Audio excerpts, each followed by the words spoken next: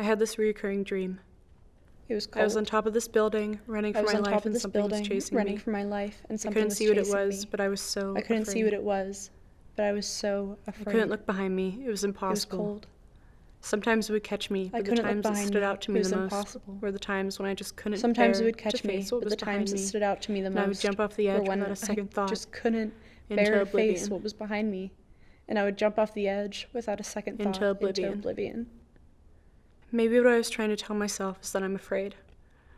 I'm afraid of myself. I'm afraid of myself. I'm afraid.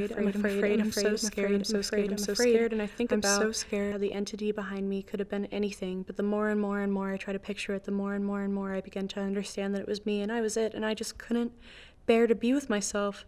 So I was chasing myself and trying to get away at the same time, because to be a human is to be confused with existence. I sit with myself for hours. What I would do to get away, I sit with myself for hours, out of this body, 1 second, 1 eternity. I look into my eyes and I see someone else, someone who lives in this body too, and maybe they don't want to.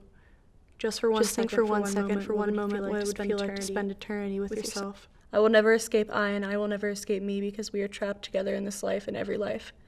But maybe they like it that way. Maybe I like it that way. Maybe we like each other. If we could just talk. Imagine if we could just talk. What if we spoke to each other? What if we just talked? What if we just talked? But it will never end. It will never end. It will never end. And I love I so much, but what is love? And what is it worth? It only goes so far, so far, so far. I'm gone. I've gone far enough. But I don't think that they've gone far enough with me. That's all I ever talk about. You know what? What about I? What about me? What about it? What am I going to do?